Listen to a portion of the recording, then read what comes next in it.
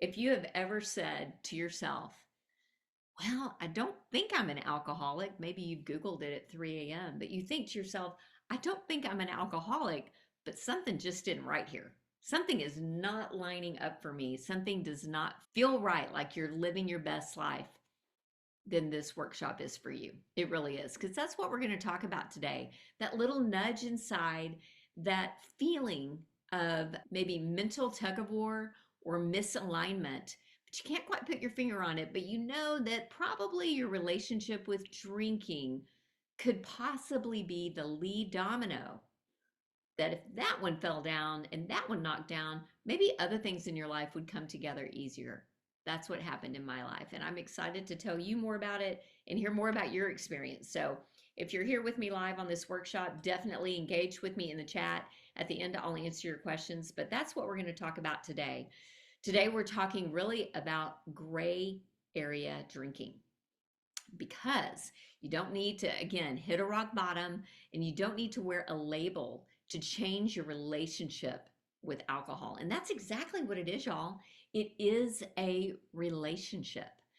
We've brought it in oftentimes as a companion, as a buddy, as a way to do hard things, as a way to fill the void, the boredom, maybe use it to connect with others. But I want you to know that rock bottom is not a requirement for change. If you can hear me say anything, rock bottom is not a requirement for change. And when I was trapped in the gray area, which I'll define a little bit here, when I was stuck in this gray area, I didn't know if I should go forward or backward. I was in the middle. I knew I wanted change, but I didn't know if I just needed to mash the gas and hit it harder until I had to change, or if I could tap the brakes, maybe peel off the drinking highway. And what was the challenge was my life looked good on the outside. Externally speaking, extremely high functioning. In fact, if anything, I was over functioning. I was overthinking, over performing, over showing up. And by the end of the day, I was just kind of over it. You know what I mean? And so for high functioning women like yourself, I'm assuming if you're listening to me, you would probably consider yourself a type A or a successful person, or someone who's able to get her done. And I think for those of us who feel in that category of high functioning, again, we're not dropping the ball. The balls are juggled, man. They're up in the air. We're not dropping the ball. We're juggling balls. We're juggling a lot of balls. And so it's very easy for us to minimize our drinking because externally we're not getting the DUI. If you have gotten a DUI and you're listening to me, no shame in this game. In fact, it's kind of a miracle, quite honestly, that for many of us, we didn't experience that, because we've certainly had one and gotten behind the wheel of a car. So there is zero judgment when I say you haven't gotten this or that. It's a spectrum, and it could have been anybody at any time. But typically speaking, we have external cues, external things like the DUI, the lost job, complete external, I guess, disaster, what can feel like a disaster. Of course, you can come back from anything, but those are external things. And so if you're high functioning, but you feel like your relationship with drinking is not serving you, you're looking around and you're like, but I'm not falling down over here. I'm not missing appointments. I am showing up for work. I am doing all these things. And that is the thing. But internally, what is going on? Brain fog, anxiety. Oh my gosh, y'all, my anxiety was just completely through the roof when I was drinking. And I thought it was because I was just a nervous Nelly. I just thought it was just me. And I did not realize that alcohol was actually increasing my anxiety, because it was increasing my cortisol. It was increasing my stress hormone inside my body. Just the science alone is just so eye-opening, because when you realize, oh, there's an actual chemical reason why. Have you ever heard of hangxiety? Yeah, hangxiety is very real. It's the heightened anxiety that comes in a hangover, and there's a chemical reason for that. But again, that's internal. That people are not going to see that. If you're walking around with extra anxiety or higher cortisol or stress, but you got your makeup on, your hair done, and you're checking every box, people are not going to know that you're struggling like you are, like I was, like maybe you are right now, and that's okay. That's why it's important to go internal instead of just look at external. Because if we do that, we will get caught in the comparison trap. You don't need a crisis to choose clarity. That's good news today. You don't need a crisis to choose clarity. And that's a big deal. So, no rock bottom required for change. And you don't need to choose, you don't have to have a crisis to choose clarity. You can choose clarity because you want something better, not because it's, quote, bad enough, right? So let's talk about this gray area a little bit. I've mentioned that drinking is really on a spectrum. The use of it, the dependence on it is really on a spectrum. And for the longest time, I didn't know that. I thought it was black or white, all or nothing. You either were an alcoholic or you weren't. You either had zero problem with alcohol, I mean, rosé all day, or, oop, whoops for you, didn't work out. You're at the rock bottom. And I thought it was just that all or nothing. And what I've come to find is that there is a huge gray area where anyone who drinks is actually on the drinking spectrum. Okay, so if you drink once a year at a wedding and you could take it or leave it, but you're drinking there, you're a drinker. Maybe you just don't really care. It's of low value to you, but you're still on the drinking spectrum. And what I found working and being with women all through COVID, before COVID, I noticed that people that really could take it or leave it, that were kind of on the low end of the drinking spectrum as far as any kind of dependence or high value to alcohol, increased how much they were using alcohol over time. So that's the thing to know. If you're on the drinking spectrum, you may be doing okay today, right here, right now, but that can change. Just like you can change your relationship with alcohol for the better at any time for any reason, you've also got to know that when you're drinking on a regular basis, or even not, even maybe just on the weekends or special occasions, that relationship can also change at any time for any reason. So it's really going to be up to you to kind of do an internal scan and really recognize and notice some of the signs for you if drinking is serving you or not. And that's important because comparison, as we well know, and I say it in my book, Look Alive Sis, I have a whole chapter on this, how comparison is a trap. We've talked about how alcohol is a trap, but I'm going to say comparison is the real trap. Because when I was stuck in the gray area drinking zone, well, comparison worked out great for me because there was always somebody drinking more. There was always somebody pounding it down harder, finishing another bottle, whatever. And so if I could just compare myself to others, I thought, well, I'm not as bad as so-and-so. And that was the wrong way to go because what that does is it actually keeps us trapped because then we're looking at other people instead of internally inside of ourselves. And that's where the real change begins. Internally, if I was not comparing myself to others, but internally speaking, it would absolutely be me negotiating with myself. Anyone out there know what I mean when I say negotiation? Mm-hmm. Yeah, negotiation, where I was making all kinds of deals and justifications, whereas it was 5 o'clock somewhere. And I mean, like on TV, on the movies, they're always drinking in the kitchen, when in Rome, when in a Mexican food restaurant, have a margarita. Like, I mean, the association for drinking for me was so strong. So internally, a gray area drinker is going to do a lot of negotiating, a lot of thinking about it, y'all.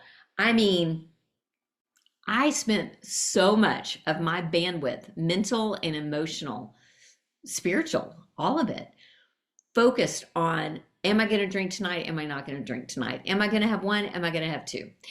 But no more than three. Three's the magic number. You can't get in trouble with 3 drinks, can you? Well, you can. I'm here to vouch. You can. Because that was the thing about this gray area drinking, or really alcohol in general, is it was so unpredictable. Sometimes I could have more, sometimes I could have less, and it would just hit me wrong.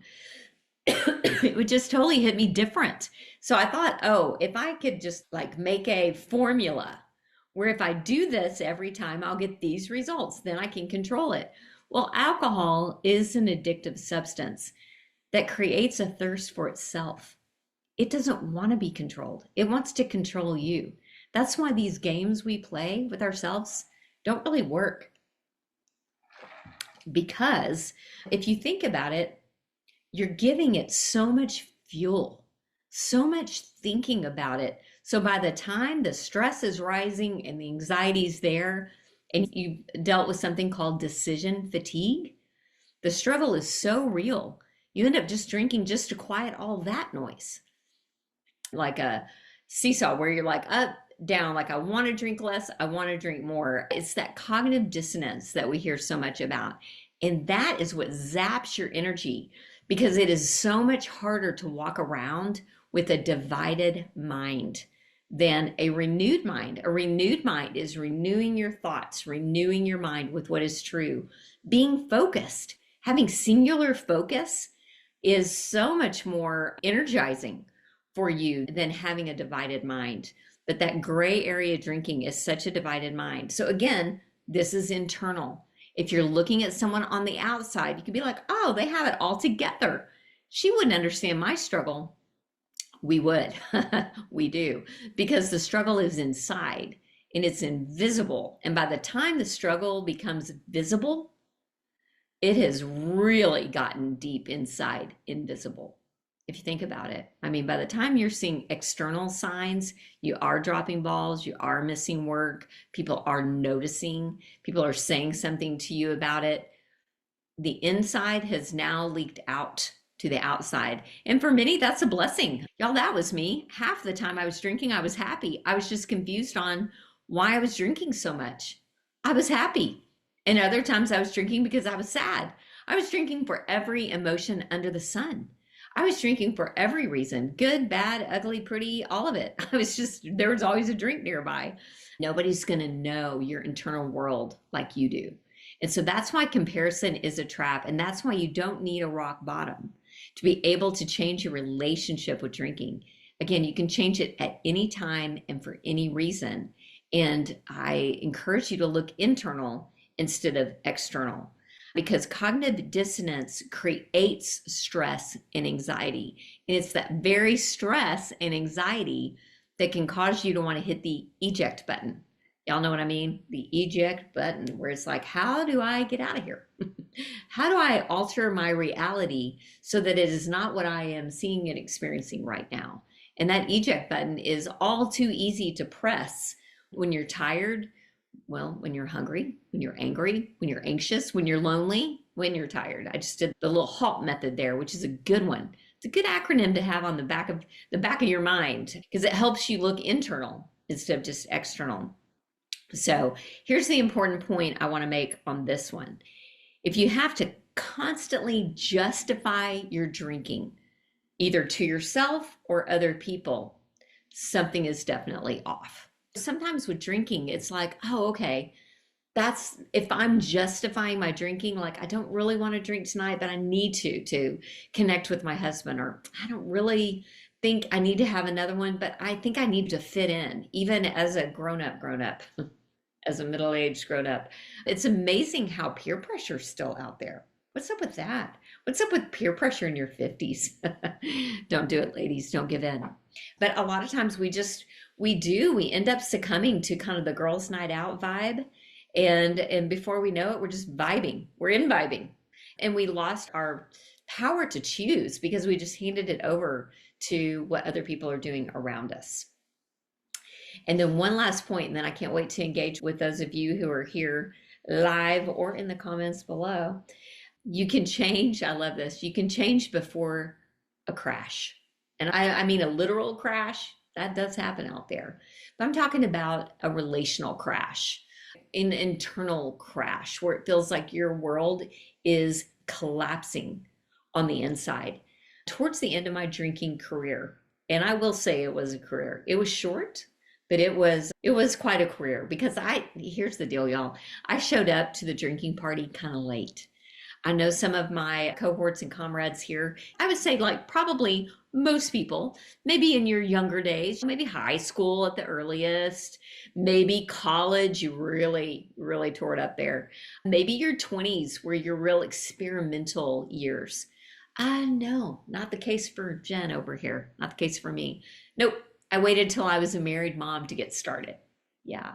That did not work out very well for me because I was already needing to be a responsible adult. That was a good example.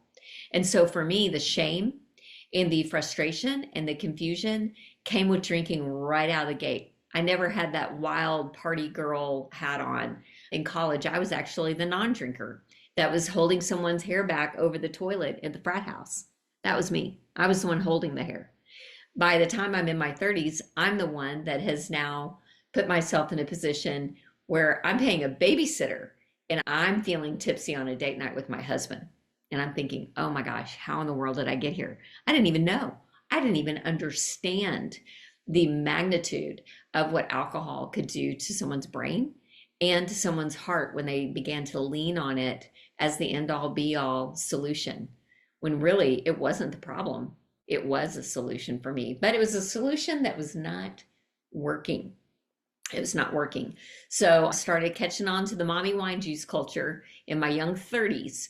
By the time I was in my mid 40s, I mean, I'm 40, literally 45 years old, and I'm thinking, oh man, this is not going in the direction I want it to go at all. My oldest was just graduating high school. She was getting to reinvent herself, and I thought, this is my chance. If I want to show up at 50, different than I did 40, I better turn this thing around. Where do you even start? Where do you even begin? Because I'd started collapsing on the inside. My resilience felt low. My identity was all over the place. I kind of felt lost. And so there I was in my mid 40s, and I thought, you know what? I don't really know. I was overthinking, overperforming, but not really doing anything, if that makes sense. I don't know what I was doing, but I just felt lost. I was playing small in my own life. And so it was at that point I thought, you know what? I can't figure all this out in a weekend. This is not going to be like a juice cleanse situation. I'm going to need to really pop the hood here. And I know for sure my lead domino, if I could change one thing that I think might could change other things, if I could change my relationship with drinking, maybe it would change other things too. Maybe I would feel more confident. Maybe I would be more resilient. Maybe I would sleep better. My gosh, maybe I could lose the 15 pounds that I packed on. All the things. I thought, well, I can't tackle all of that, but maybe I can stop my almost nightly wine habit. I say almost nightly because I would have a bad enough hangover sometimes. I'd skip a few days, or I would try to be good and just drink on the weekends. Meanwhile, I was still in the detox to retox loop. I was never out of it, ever really out of it. I think waiting for pain to escalate, waiting for an outward collapse is unnecessary because I already had enough going on inside that was a signal to me that something needed to change. So it doesn't, if you can hear me say anything on this one, it doesn't have to get worse before it can get better. And that is good news, y'all, because no matter where you are on the drinking highway, you can exit off no matter where you are. If you feel like, oh, Jen, you don't know, I've been drinking for 4 decades. I mean, neat for you that you got started later and quit kind of on the early side. I've been drinking for longer than you've been alive, Jen. Okay, some of you may have. I don't know. Do we have any 70-year-olds in the house? You'd have to be. But it is true that it is never too early. And really, as long as you've got breath in your lungs, it's never too late either. I have to put my readers on to read my own notes. Small course corrections prevent big consequences. I say this all the time.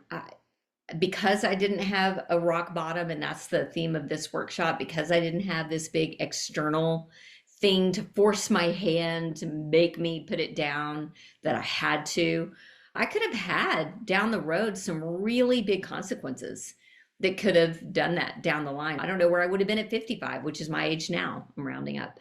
I could have had some bigger consequences with another decade of drinking in my repertoire, because here's the deal with an addictive substance. You don't tend to drink less of it. You tend to drink more of it because there's something called tolerance.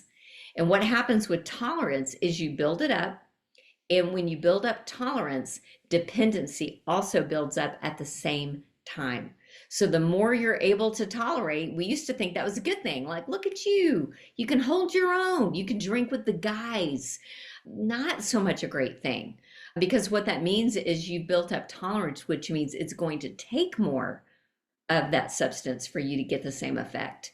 So when I first started drinking, oh man, I mean, give me a glass or two and I am spinning. The room was spinning.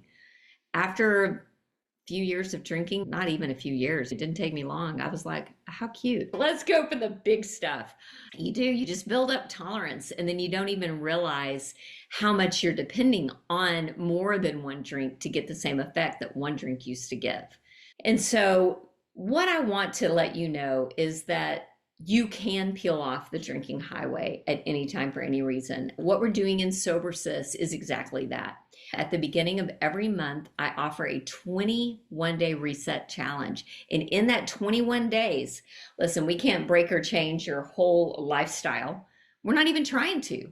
What we're trying to do in the 21-day reset challenge is literally change the way you look at alcohol, to get off of autopilot and bring awareness, even just awareness of like, oh my gosh, I woke up this morning and I said, I am not drinking tonight for sure. And like you had like strong resolve, like you went to your workout class, you had your green juice or your salad at lunch, everything's on par. Like you got this. 3 o'clock rolls around. Now all of a sudden the negotiations begin. I did work out. It's Friday, TGIF, let's go. And before you know it, it is 5 o'clock somewhere and you're right back where you started. We want to break that cycle. If you can even become aware of like, oh, at 10 a.m., I was not drinking tonight. At 3 p.m., I'm in the grocery store buying it. Like what in the world happened in that 5-hour span? We can deconstruct that. We can break that down. And that's a lot of what we're doing in the 21-day reset challenge is breaking down where it goes off of alignment for you with what your goals are. If you've done a 21-day reset challenge, you don't need to do it again. Even if you tried moderating or you're struggling, go forward into this AFL course where we then drill down and we start working on, well, okay, now I'm aware that I've got an issue with drinking. Now what do I do? Now that I've got awareness and I'm off of autopilot, now what do I do to begin to get in the hood, pop the hood and get in your own life and go, well, wait, why am I drinking? Oh, whoa, how do I not know how to cope with life's challenges? Well, we didn't get a lot of practice with that because we weren't taught that in school. We were taught how to achieve, how to perform, how to show up and fake it till you make it, how to show up and have a really strong external and not talk about the internal. And we flip that on its head in Sober Sis. We're like, hey, everybody looks good. That's great. Okay, how are you really doing? And we want to keep it real, which is exactly what we're doing here in our tribe. So much of what we're doing is intentional living. We're not trying to change the outside before we change the inside. We're trying to start from the inside and let that move itself out. And people will notice that you've got the sober glow. So with all of that, y'all have a great day. And I'll see you around town. See you around Sober Sis land. Y'all have a good day. Bye, everybody. Adios.